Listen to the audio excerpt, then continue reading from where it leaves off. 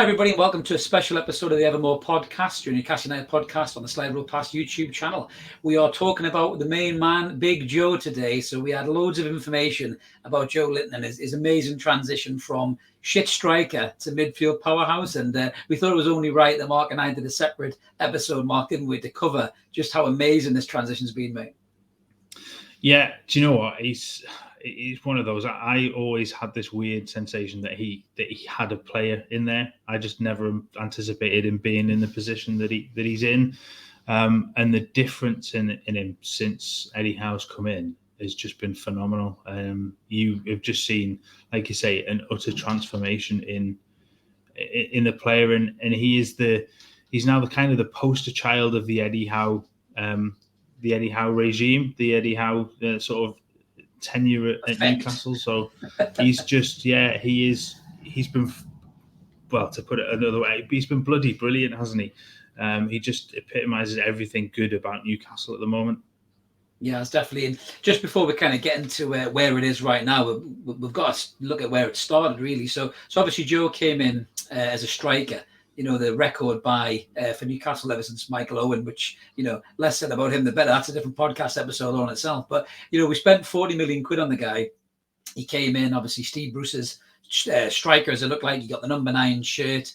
You know, a lot of people were talking about how he was decent at Hoffenheim. You looked at his record, it didn't scream goal scorer. Not like Callum Wilson when he came in, you know. So we were a little bit concerned as to how good he would be. He looked big and strong. He had a bit about him, but it came apparent quite quickly, Mark, didn't it, that he just wasn't a proper number 9 striker, was he, mate? No. I mean, look at his goal ratio. Look at his, shots on target. His just genuine ability in front of goal. He was never a number 9. He should never have been played. When he came in from Hoffenheim, his record didn't scream Premier League centre forward. He was genuinely not asked to do that much in Germany either. So why the thought was that 40 million, which was way overpriced, and then to put him into that position, it was just utterly bizarre. It was a strange one, really. I mean, because we were crying out for a proper goal scorer, a proper striker. Obviously, Perez had disappeared off to Leicester. He got the goals for us the season before. You know, Joelinton came in again with a lot of promise. He was only a young lad as well, to be fair. But the problem is with a team like Newcastle United, in particular, who thrive on strikers, who need a number 9, who need somebody to lead the line and get the goals. It was such a massive pressure on the lad's shoulders. And I suppose looking back in retrospect, it was a bit too much pressure. I mean, it's quite ironic because one of the very first things I ever did, you know, getting into this type of thing, was writing a piece for a prominent Newcastle United fanzine, True Faith, about don't have a go at Joe, you know, because I was sick of everybody sticking up for how you know, there's a player in there. And I just kept saying, well, he's shite, get rid. He's terrible. He's an awful striker. And I wasn't on my own. There was loads of people who did that. And thankfully, Joelinton has made me and many eat our words, mate, hasn't he, since then? Well, no, because genuinely he is a dreadful striker. But I mean, in terms of the player being in there, mate. In terms of the player, yeah, absolutely. He's made people eat if you know have some humble pie, hasn't he? And yeah, but nobody could see this coming. Nobody saw 6 months ago this central midfield general, this this box to box, or the player with the ability to play multiple positions within the midfield. Nobody saw that coming. I don't think he really ever played there before. He was always utilised further forward. And he would put a shift in, no doubt. But nobody could say, oh, yeah, well, I saw this coming from a mile off that he would eventually end up there. No. You might see that with going back 20, 30 years with strikers who lose a bit of pace that might drop back into midfield once they've hit their 30s, but not mid-20s, not players that have, ultimately failed in the Premier League as a centre forward that go, do you know what? I'm going to just try him in midfield. Yeah, it wasn't, nobody saw it coming. Yes, he's made people eat some humble pie. I think with regards to looking at his attitude and stuff, I don't think there was ever a problem with that. No, he was a dreadful. Yeah. He was a dreadful striker. Let's not beat around the bush. Absolutely woeful. But what he's turned into is something that really, both he and Eddie Howe need to take an awful lot of credit for. It's interesting. We're going to have a good look at this in a minute, but just looking at the Steve Bruce versus Eddie Howe regime, which I know we're going to cover in a slide just at the end of the stats we're going to go through in a second. But it was interesting because Bruce persevered every single position, main striker to the right, to the left, and he never seemed to really have an impact. And it was almost by accident when, I think it was the Norwich game, wasn't it, when Kieran Clark got a stupid red card that Joelinton had to drop a bit further back, and then all of a sudden he just looked at home in the midfield. And it was almost like he'd been playing there for years, and everyone was thinking, Christ, he looks all right there. And Eddie Howe's kind of dumbed it down a bit, that he never knew, never knew that was going to be the lad's position. But I think he's been a bit humble there myself, because I think in training after that game, he's so meticulous and he's so methodical, Eddie Howe. Him and Jason Tindall, I'm pretty sure, would have pulled Joe aside and said, I'll tell you what, Joe, you did really well in midfield. Why don't you play in midfield this training session and see how you go? They've definitely worked on something there, haven't they, since that kind of, and then the Man United game came after that, didn't it? And he was just like, wow, unbelievable. Well, they've given him a plan, haven't they? They've given him something to work on. And obviously they saw something and went, yeah, we can work with this. And if you look at the time, you suddenly, you lose the likes of Hayden to injury, and that hole in that sort of defensive area of midfield. Let's face it, John Joe Shelby is not a defensive midfielder, because he can't tackle for shit. Yes, he can pass a ball, but his tackling is absolutely woeful. So you miss something massive in that area, and the Longstaffs aren't that player either. As much as they're hard working, and Sean will put in a shift, he's not that player. But for some reason, this has just clicked, and Joelinton has put himself in a position now where he's very close to being undroppable, because of he's obviously putting the work in off the field to work on this side of his game, and it just shows in every sort of stat that he's head and shoulders above every other midfielder at the club, in terms of his work in his sort of defensive side of things. Absolutely, and it isn't just at the club, which we're going to come and have a look No. at now. Now, this slide, guys, we're not going to spend loads of time analysing this slide because it's very number oriented. Anybody who works with Excel is probably rubbing their temples together. But what we'll do is we'll tell you, if you want to look through it in detail, pause it by all means, go back and look at it later. But we are going to pick out some individual players just for kind of a like and like comparison in Mark's radar charts moving forward in the episode. But Mark, if you just pull up this grid, is absolutely phenomenal, really. I mean, this is almost ever since that Manchester United game beyond there, where this is Joelinton versus what you would call pound for pound the best midfielders in the league, really, in that similar position. Key names jump out at you, which we're going to look at, like Declan Rice, Kante, Jorginho, Fabinho, McTominay, Basuma, Neves. I mean, Joelinton is pound for pound, mate, up there with these guys. Some of these guys are quoted 150 million quid plus, and he's standing toe to toe with them, mate, isn't he?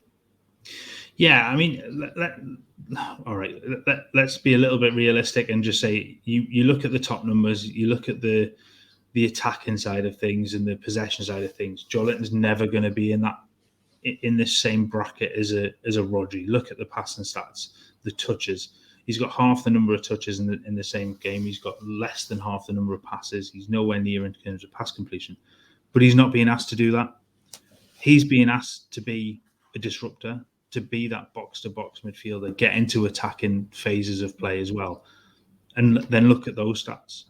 So the number of times that the number of pressures that he is involved in is way above anybody else.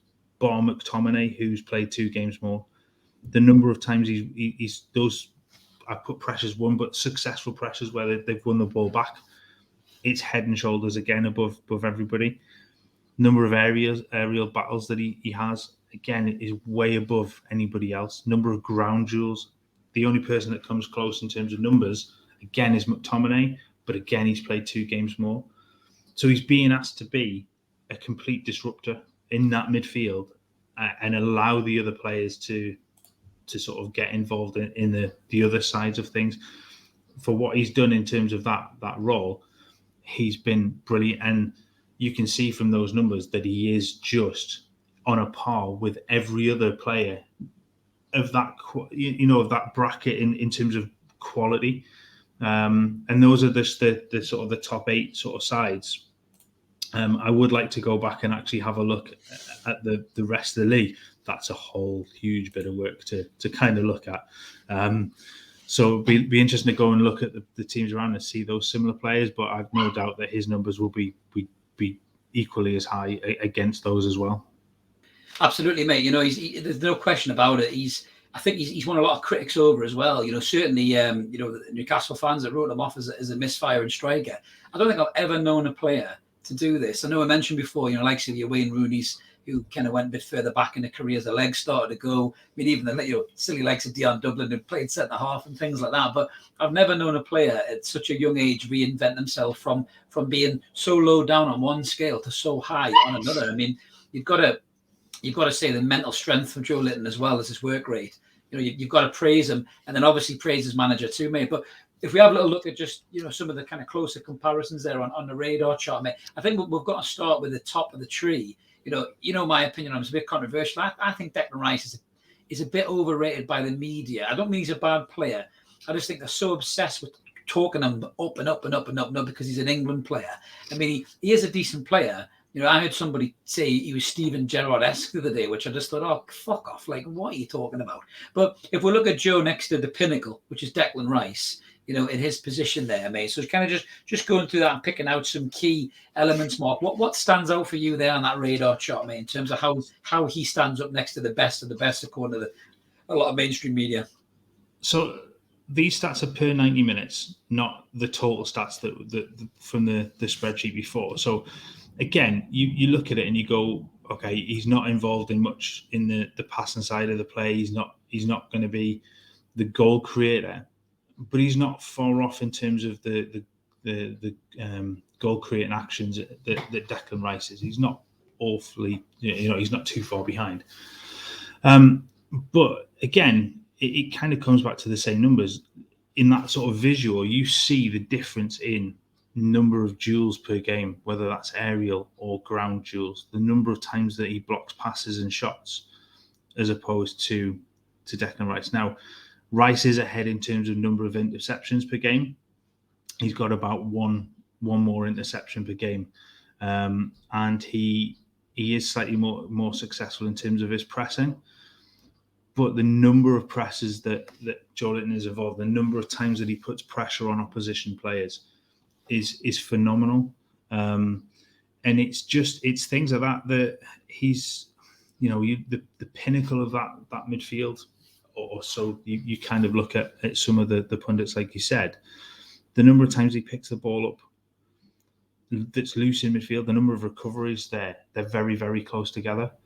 So he's doing all of those things in a role that is new. The Declan Rice this is his role. So you would expect realistically him to be nowhere near. But he's not. Yes, in terms of passing, like I've said, but he's not being asked to do that. He's being asked to do something slightly different in terms of that role. So he's not involved in both sides of that. But the other bits and pieces that he is being involved in, like some of those defensive midfielders that do disrupt the play and pick things up, he's there or he's above them. And for a player that, when you talk about Declan Rice, you're talking about him, the fees of you said before, close to 150 million being taught for him. Joelinton's there. He will give you an equal amount of quality in that area. And certainly at the moment, like I say, he is the epitome of the way that Howe has got this team playing, and that just kind of represents what that is. And you see that against every other midfielder on that grid. If you look at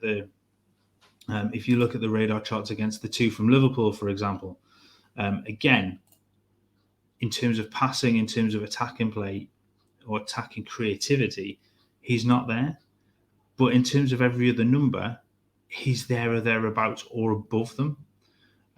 He's not a million miles away. The same goes for the two at Chelsea. So Jorginho and Kante, again, passing numbers are never going to be there, but the other stats are very, very close or above. The one thing I haven't picked up on in all of those slides is the number of key passes as well, because he is ahead in those stats. So the number of times that he does produce something meaningful, it is happening.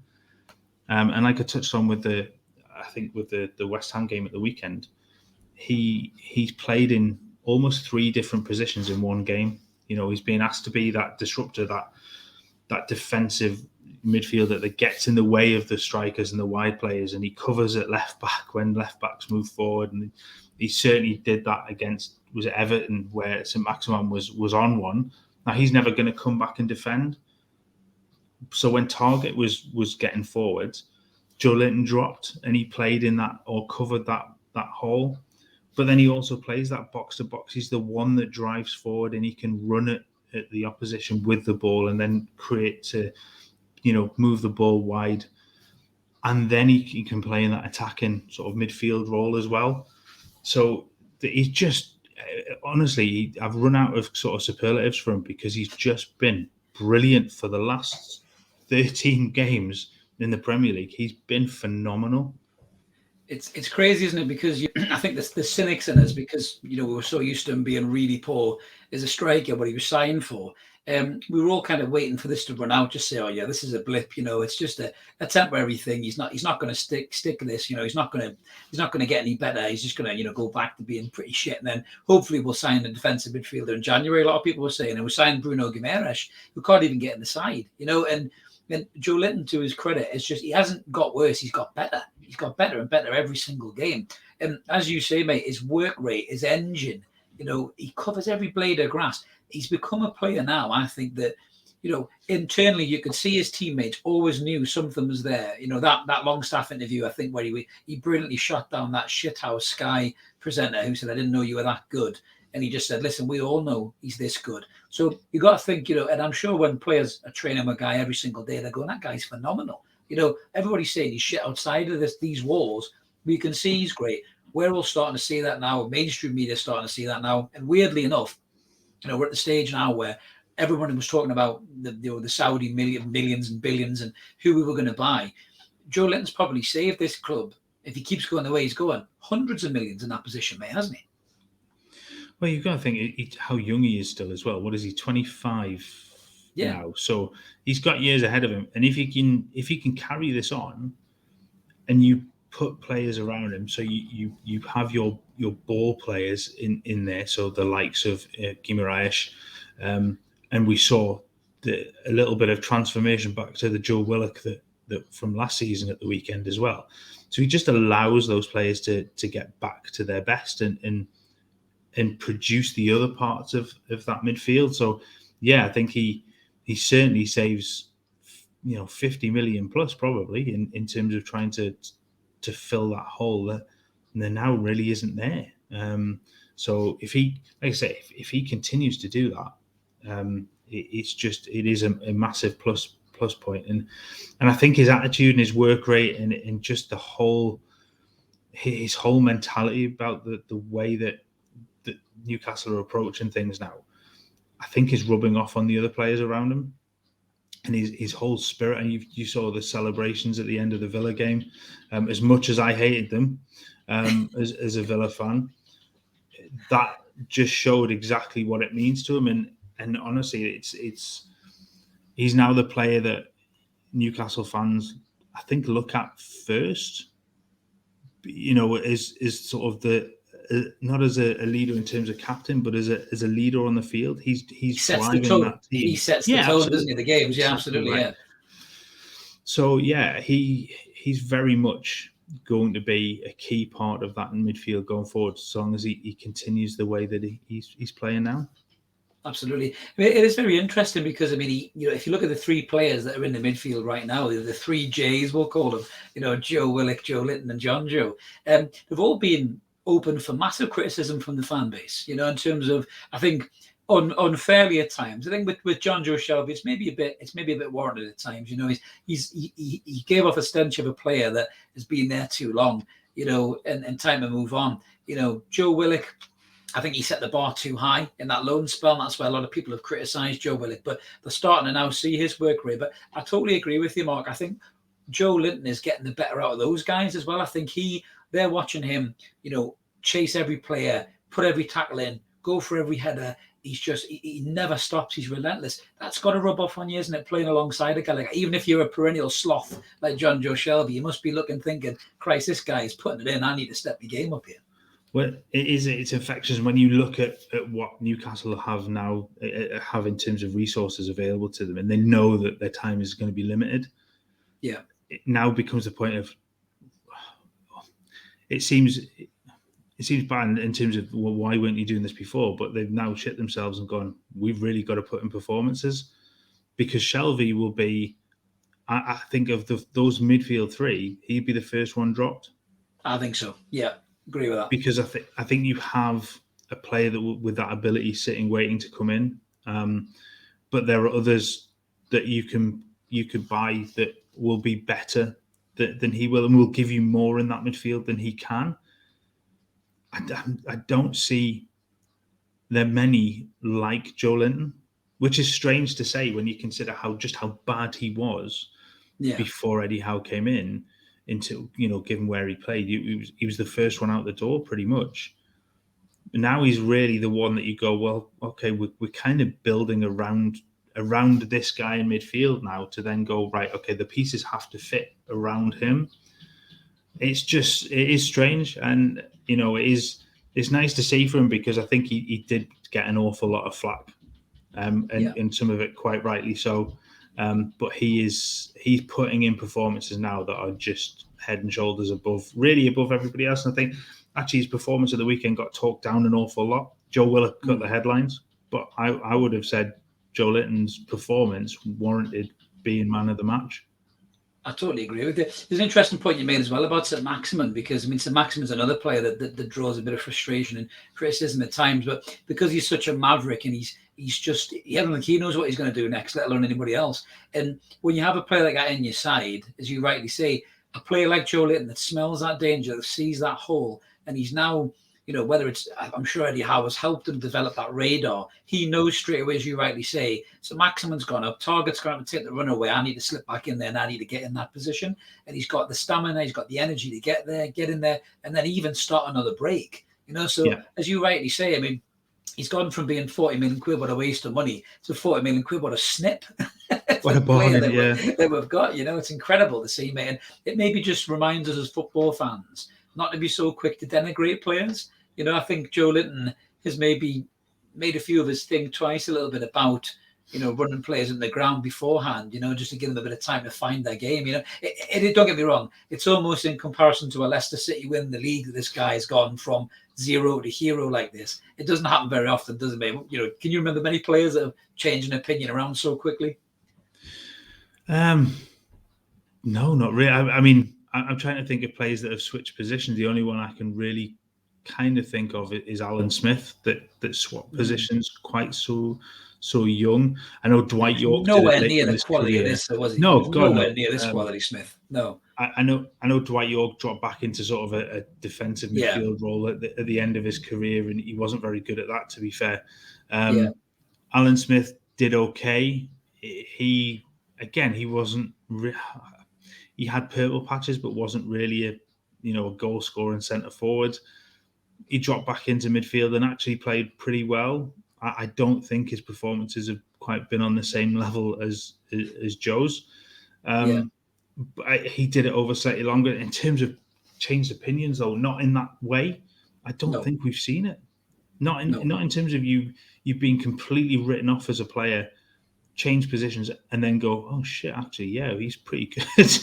I don't think we've seen it, and it's one of those where we're probably unlikely to see it again, really, in that kind of frame, because I can't think of another time that it's happened quite so promptly. Maybe Gareth Bale, possibly, good shout, left back to left winger. It was absolutely dreadful at left back, pushed him further forward and became utterly world class. So that's probably your comparison in terms of change of position. And he did it very young for that as well. So that's probably it. I think I'm just racking my brain now. I can't think of anybody else that's really done that. I think Bale's probably the yardstick right at the top.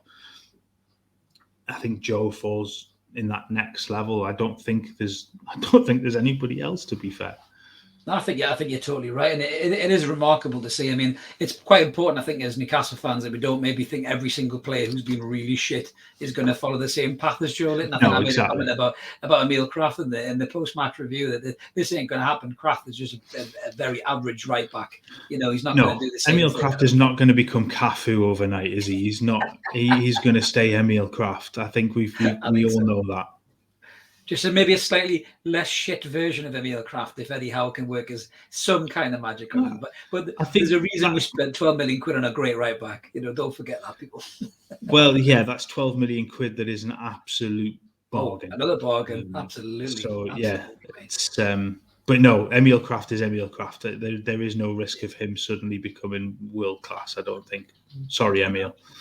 Yeah, sorry, mate. We don't mean to slag you off, mate, but you just keep grafting hard, son. But I think we've touched on it before, but I think one of the telling factors really is the change in management. I think this has massively helped Joelinton's development from this misfiring striker to this midfield powerhouse. You got a really interesting slide there, Mark, just to end up on, which is Joelinton under the Baron of Bacon himself, Steve Bruce, and obviously the magician that is Eddie Howe. So if you just want to pull that one up, mate, and we can see exactly how he was deployed by both managers. So you can see there that Steve Bruce obviously played him predominantly as a forward, and he tried him in attacking midfield, left midfield, played him centre midfield once, then by accident. And obviously Eddie Howe 5 times as a forward. He hasn't played him as attacking mid or left mid, and then eight performances at centre mid. But you put this together, Mark, and there was a few things that really stood out for you, wasn't it, in terms of the manager and his ability to understand the player. Well, I think it's just usage, isn't it? I mean, you look at his first 10 games of the season under Bruce, he only played 517 minutes as a forward, and his goal threat was nothing. It's interestingly, you come back a step into midfield, and over the next 13 games, his goal threat has increased, or his ability to influence the play going forward has increased. So, I suppose it is double the number of minutes. He's got double the number of shot creating actions. He's double the number of goal creating actions.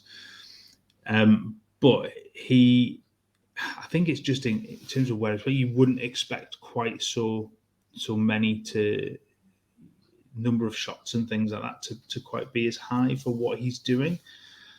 Certainly, it shows very telling is how much more involved in the play he is now. So. Yeah. The top stats are about average for him, but look at the bottom stats. Look at the work rate that he's now got is far more than it was before. It is incredible to see. He's putting in far more work than he has before, and really been asked before, and it wasn't working where he was, and Bruce could clearly see that.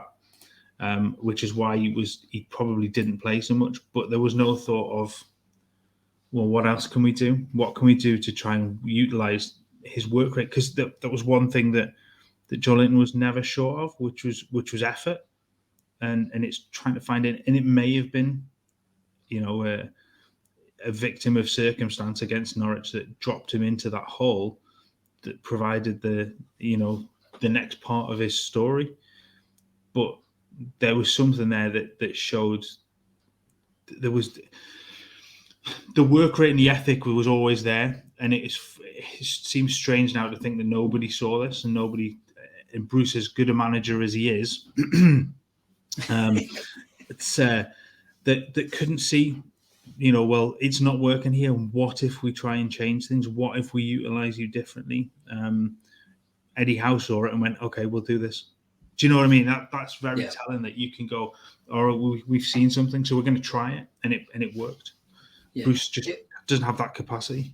No, it would be easy for the lazy pundits, and a lot of them probably would do. They talk about, they signed Callum Wilson, they gave him the number 9 shirt, they took the burden off him, and everything else. That's only part of the story. Yes, that is a contributing factor to maybe allowing Joe to express himself a bit more and feel less pressure from the fan base. But a lot of the fan base was still hoping and willing the guy to do well, even during those kind of darker days. I think, as you rightly say, mate, it all goes down to the manager here. It really does. I mean, he's seen that in training Eddie Howe, and he said in the game against Norwich, where it all went to shit, thanks to Kieran Clark being a pub team defender, he said, come drop back, fill that role. And then after the game, him and Timble probably would have meticulously watched that video and said, "Do you know what? He did really well there." And they've hooked him aside and they've said, "Let's get in and do it." Manchester United, I mean, Jesus Christ. I mean, there was a rumour that Manchester United wanted to sign him after that game in midfield because he was completely and utterly dominant. And you could almost think, oh, it's a one-off, or Man United were on the wobble, because they were. But then he did it again the week after, and the week after, and the week after. And he's never stopped setting that massively high bar of performance. And I think 100% it goes down to the player. But yeah, the manager absolutely has to take his plaudits on that, mate, because as you rightly said, Mark, that's what a good, astute manager does, sees how to get the best out of his player, doesn't it? That's what it's all about. If you got a group of players, you have to get the best out of them, and if that means moving them around into different positions, that's exactly what you do. We'll go back to Bruce. He doesn't have the capacity to be able to do that because he doesn't understand it. He's so set in his ways. Yeah. And I think in fairness to him, you know, he's been doing it so long, but he's never evolved. Like, he's never evolved his style of management to suit different teams, and we're sort of seeing the same thing happen again with him. But I don't want to dwell on him too much because no, we've gone. And thank God. So it's but it is looking at how, and like you said, it's having a manager that is willing to adapt, willing to move players to suit different styles or different ways that you want to attack games. And the way that he's now evolved his midfield into that unit now that is now 6 unbeaten, and look like they could take on anybody at the moment. You go back a few months, if you put this midfield in front of Manchester City at the time, I don't think it would work. I think you put that midfield in front of Manchester City now and you get a different result, because they are just, and they're riding that confidence wave as well. And that's what Howe has given them. He's given them proper coaching, proper direction and confidence, and it is showing in absolute spades. Absolutely. And I think Joelinton has literally gone from a flop to a player that people will be worried about. You know, Manchester City, there's a good comparison. Pep Guardiola would generally be worried about Joelinton, I think, now, because he's a very astute manager and he'd look at what he brings to the game. You have to plan for him now. And I don't think managers have kind of probably done that to start with, because they didn't really know what they were coming up against. But now you're sort of 10 games into this. What is it, 8 games now as a central midfielder? You can see this. So you can see a pattern that has emerged with him. So you know what's coming. So it's now a point where managers have to plan for Joelinton as this player that you've got to occupy him, because he will just put himself into everything. We saw at the weekend, he was tracking down Bowen. He was blocking shots from Antonio. He was getting in the way of passes. He was, every channel that they were trying, he would be there in the way. So now you have to find a way of being able to occupy him one side and move the ball quick enough to be able to move it away from him, because that's where you're going to find the gaps. And so far, nobody's been able to do it. I think the struggle as well, just to keep up with his energy, mate, which is incredible. But yeah, it's absolutely fantastic to see. It's a great way to end the episode, mate. I really enjoyed talking about this, because Joelinton has really proved a lot of his role, myself included, and I think it's great to see, and long may, his dominance as a midfielder reign for a long time, and he could be a real vital part of this new Newcastle United resurgency and push up the table into places where we believe the club should belong. So that's us all wrapped up for this episode. Again, thanks, Mark, for joining me and talking about Joelinton. It's been really enjoyable, mate. And if you like this kind of thing, guys, please click like and subscribe. Come and join us on the Slide Rule Pass YouTube channel. We've got loads of good content on there. We've got ever more every week. I'm sure you guys love to check that out. We've got the Armchair Reds from Manchester United perspective. Mark and I do a nice little bit of pitch patter, tongue-in-cheek every week. So we're growing as a channel. We'd love you to come on board. We're looking to push through that 200 subscriber barrier soon. So please come on and help us do it. And until next time, thank you very much for joining us, guys, and take care.